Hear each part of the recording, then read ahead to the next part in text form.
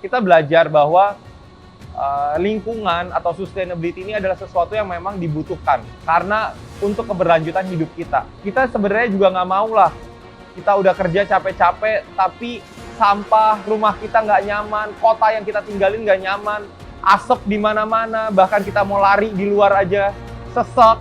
Itu pasti hal-hal yang kita coba hindari. Jadi makanya saya rasa keberlanjutan ini adalah sesuatu yang wajib kita lakukan gitu. Dan itulah harapan saya di mana ketika stakeholder, mungkin dari pebisnis, dari pemerintah, dan dari masyarakatnya itu sendiri, kedepannya bisa mempunyai awareness yang lebih tinggi lagi di bidang sustainability.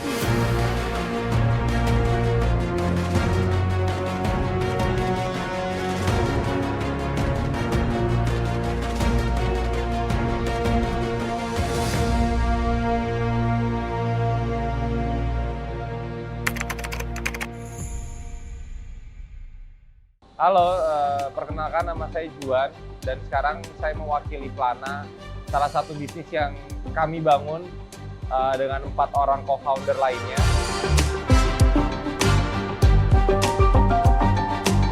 Kami sebenarnya bergerak di bidang recycling, di mana kami mencoba mengelola sampah untuk menjadi produk yang dapat digunakan.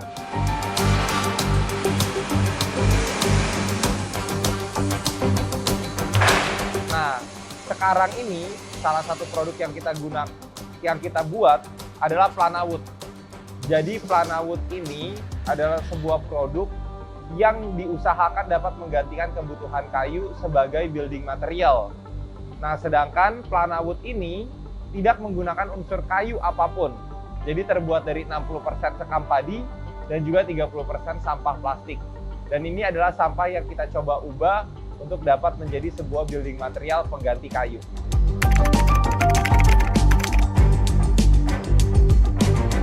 Jadi kebetulan memang keluarga kami bergerak 20 tahun di bidang plastik.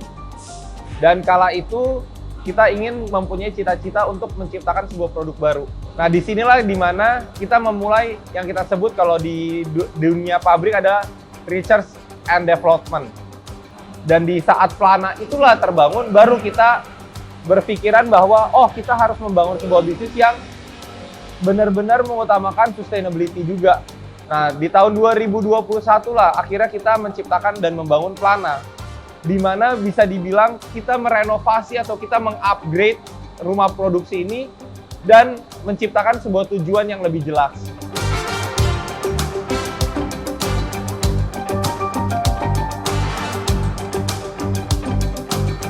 Ini mungkin salah satu yang pengen saya sharing juga ya, bahwa salah satu apa yang mungkin kita harus pelajari di bisnis dan hidup itu sama. Semua orang itu harus nentuin dulu tujuannya apa sih. Semua orang itu harus mulai menentukan visi misinya juga apa. Apa yang mau dilakuin sama bisnis kita atau hidup kita gitu. Karena memang kalau aku ngelihat itu ya, hidup yang nggak ada tujuan tuh bikin kita benar-benar bingung harus ngapain. Karena kita bahkan ketika tanpa tujuan, kita nggak tahu identifikasi masalahnya apa. Jadi ketika perjalanan itu terjadi, ketika kita mengidentifikasi masalahnya, dan kita punya tujuan baru, disitulah saya yakin bahwa, rumah produksi ini nggak boleh ditutup. Karena di saat itu juga, Kak, kita akhirnya mempunyai visi dan misi memang untuk jadi sebuah sustainable production house, di mana kita memang mau fokus juga untuk menciptakan sebuah produk yang ramah lingkungan, tapi juga bisa bersaing di industri konvensional, kurang lebih kayak gitu.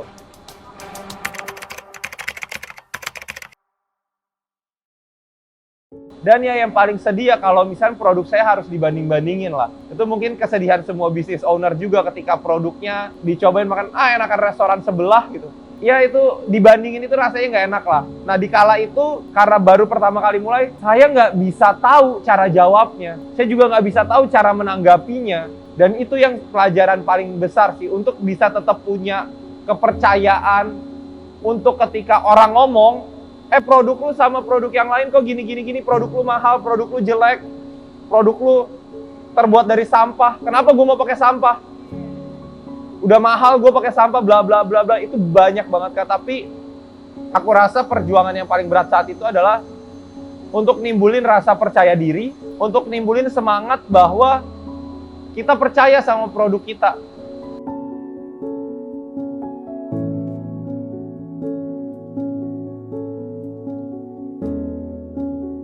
Jadi tahap yang pertama itu adalah pencarian jati diri. Gimana cara kita menjelaskan ke orang, gimana cara kita pitching. Apa sih produk kita, apa sih kelebihan dan apa sih kekurangannya bahkan. Kita juga harus tahu kekurangan produk kita gitu. Jadi itu yang selama 1 tahun itu tiap kali ketemu klien, kita udah berasa bisa jawab, tiba-tiba ada masukan atau ocehan baru, keraguan baru dari klien yang harus kita bisa jawab lagi. Jadi jati diri itu sih yang paling susah untuk ditemui ya di awal. Lalu mungkin yang kedua, produk kita sendiri dan memang kualitasnya di pemasangannya kita. Dimana memang ya beberapa kali namanya baru mulai ya, kita juga ada project yang berantakan gara-gara pemasangannya. Karena kan kalau pemasangan kita harus kerja dengan tukang gitu. Jadi dengan pihak ketiga juga. Tapi kan under nama kita. Nah itulah yang biasanya di challenge kedua itu, di tahap kedua, beberapa project kita yang tadinya mau untung, kita harus jadinya masangnya cuma seminggu, harus kita bongkar lagi, kita pasang lagi, akhirnya rugi. Nah itu tantangannya.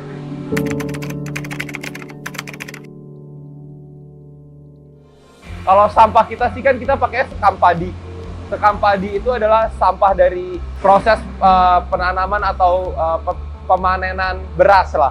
Sebelum dia dipakai untuk dijual untuk jadi nasi. Nah ini kita dapatkan dari, sebenarnya masih dari rumah-rumah penggilingan dan dari petani-petani sekitar. Di daerah kita inilah, kita kan ada di Tangerang, Banten ya. Lalu kalau sampah plastik, nah kebetulan yang tadi saya sempat cerita, karena kita udah punya pengalaman selama 20 tahun, ya kita udah punya semacam ekosistemnya. Jadi udah punya supplier ya, dan memang sampah ini terbagi dua, ada post consumer product sama industrial waste gitu. Cuman ya yang perlu di notes juga gitu, mungkin sebagai sisipan gitu, bahwa memang kalau sekarang Plana ya udah berdiri sendiri lah gitu. Jadi founder-founder kita pun akhirnya memutuskan untuk merelokasi pabrik kita dan menjalankan pabrik kita secara mandiri gitu. Jadi kita memang sekarang udah lebih banyak mengatur mengenai supply chain, mengatur mengenai kualitas produksi, dan kita lebih perbanyak untuk research-nya juga untuk bisa bikin produk yang lebih efisien dan juga lebih berkualitas gitu sekarang.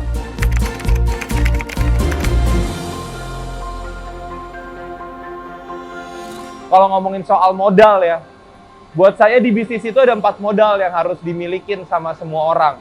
Pertama itu ilmu. Kedua itu capital atau modal uang. Yang ketiga itu experience. Dan yang keempat itu network atau ya kenalan-kenalan kita. Nah menurut saya semua business owner itu paling mudah untuk nyari knowledge. Karena knowledge itu tuh dari diri kita sendiri. Pengetahuan tuh bisa kita cari apalagi di zaman sekarang. Apa sih yang nggak bisa kita pelajari? Yang kedua yang lebih agak susah sedikit, capital.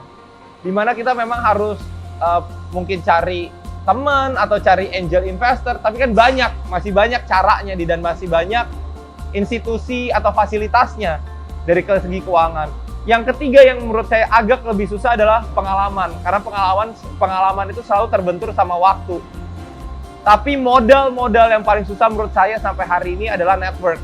Karena ya tadi balik lagi, ketemu orang baik itu tuh nggak gampang, karena kita udah baik pun belum tentu kita ketemu orang yang baik.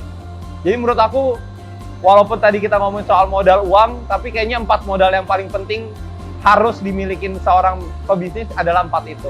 Knowledge, capital, and then experience and network.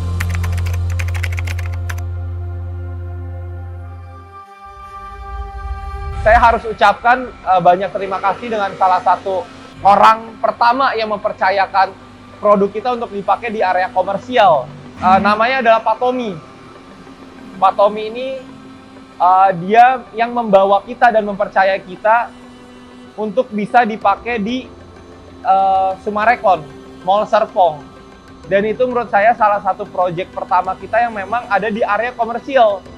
Dan maksudnya kan nggak mudah ya untuk bisa memberikan kesempatan kepada bisnis baru. Dan semoga harapan dari saya ya dengan kesempatan itu kita bisa menjawabnya dengan kualitas yang bagus dan juga dengan hasil yang bagus. Dan memang udah ada 2 area yang memang benar-benar menggunakan produk kita, dan itu juga udah mereduce sampah tuh udah kayaknya udah nyampe mungkin kurang lebih tontonan ya.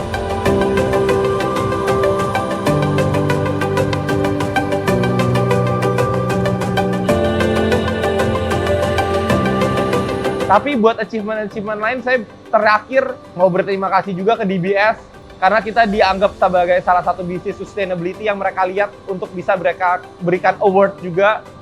Dan juga dari Kementerian PUPR dan Kemenkop UKM kita juga dapat award sebagai salah satu, kalau di Kemenkop UKM sebagai SMEs lah, sebagai small medium enterprise yang memang bergerak di bidang sustainability, dan di Kemen PUPR itu kita dapat penghargaan sebagai sebuah produk sirkular, sebagai produk sustainable. Nah, inilah yang mengobati kadang-kadang rasa depresi dan kecewa kita ya, dan bikin kita semangat lagi bahwa ternyata ada orang yang mengapresiasi kita, ada orang yang mendukung kita juga, dan ada orang yang selalu mempercayai kita juga gitu dengan apa yang kita ciptakan sebagai visi dan misi kita gitu.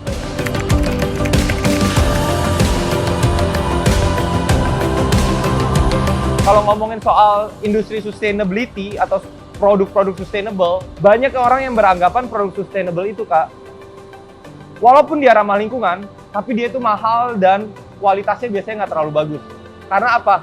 Looks-nya itu terbuat dari sampah.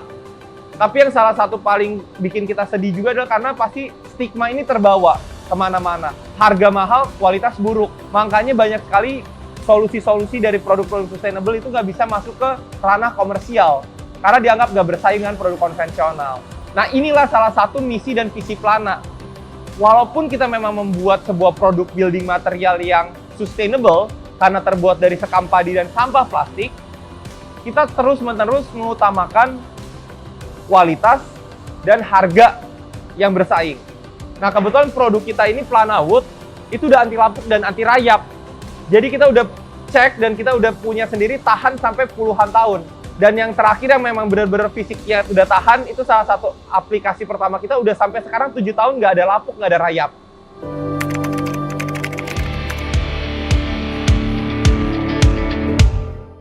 Plana ini terbentuk dari saudara-saudara juga, dari saudara kandung dan sepupu lah di Plana ini, karena kita masih keluarga dan ada paman saya juga. Pastinya ini adalah orang-orang yang pengen saya ucapkan terima kasih. Dan walaupun kedepannya ada masa sulit, saya berharap kita bisa lewatin juga sebagai sebuah keluarga yang harmonis juga gitu. Karena banyak orang yang bilang family business itu kan monster gitu, menyeramkan. Kedua, saya mau ucapkan terima kasih juga ke orang-orang tadi yang udah mempercayakan kita, ke orang-orang yang udah kasih kita kesempatan, ke orang-orang baik yang udah ngajarin kita juga. Semoga kalau mereka nonton, mereka tahu mereka siapa, karena tanpa orang-orang baik ini, ya kita nggak akan bisa, Plana tuh nggak akan bisa nyampe di hari ini. Makanya saya benar-benar mau berterima kasih kepada semua orang yang udah pernah membantu Plana dan percaya sama Plana juga. Dan kalau dari keluarga sih pastinya, walaupun dulu kita udah tahu, kita udah rugi segala macam, dan melihat sekarang, walaupun kita belum making profit, Kak, karena juga sekarang kita bangun lagi fasilitas baru di sini, kita relokasi, butuh investment juga pastinya. Semuanya mendoakan dan saling mendukung sih. Semoga ya terus-menerus kita bisa berjalan, bertumbuh bareng lah. Ya pastinya kita belajar bahwa lingkungan atau sustainability ini adalah sesuatu yang memang dibutuhkan. Karena untuk keberlanjutan hidup kita. Kita sebenarnya juga nggak mau lah. Kita udah kerja capek-capek, tapi sampah rumah kita nggak nyaman, kota yang kita tinggalin nggak nyaman, asap di mana-mana, bahkan kita mau lari di luar aja sesek. Itu pasti hal-hal yang kita coba hindari. Jadi makanya saya rasa keberlanjutan ini adalah sesuatu yang wajib kita lakukan gitu. Dan itulah harapan saya, di mana ketika stakeholder, mungkin dari pebisnis, dari pemerintah, dan dari masyarakatnya itu sendiri, ke depannya bisa mempunyai awareness yang lebih tinggi lagi di bidang sustainability. Dan yang terakhir, untuk mungkin teman-teman di UMKM yang mau memulai bisnis, bagi saya salah satu quotes yang menurut saya paling penting adalah action first saja sih. Itu quotes yang simple gitu ya, tapi saya rasa akan ada miliaran mungkin di dunia ini, atau puluhan ratusan miliar bisnis yang nggak kejadian karena nggak ada actionnya, karena hanya sampai di tahap ide aja. Jangan takut untuk salah, dan carilah kegagalan. Karena banyak orang yang takut gagal. Tapi di saat awal mula saya mikir, cari aja gagalnya. Karena kalau kita ubah perspektifnya, nyari gagal itu tuh nggak segampang itu loh. Tapi takut gagal membuat kita jadi sulit untuk bisa mencoba banyak hal. Tapi untuk teman-teman UMKM yang udah memulai bisnisnya, challenge yourself sih. Jadi setiap kali ada keluhan, setiap kali ada kata-kata nggak enak dari customer, dimasukin ke dalam diri. Jangan jadi, oh saya nggak mau pikirin. Dimasukin, iya. Tapi create a strong heart gitu loh. Bahwa lu harus punya diri yang pengendalian diri yang juga kuat. Bahwa lu tahu ini adalah komplainan mereka yang bisa kita balikan gitu loh.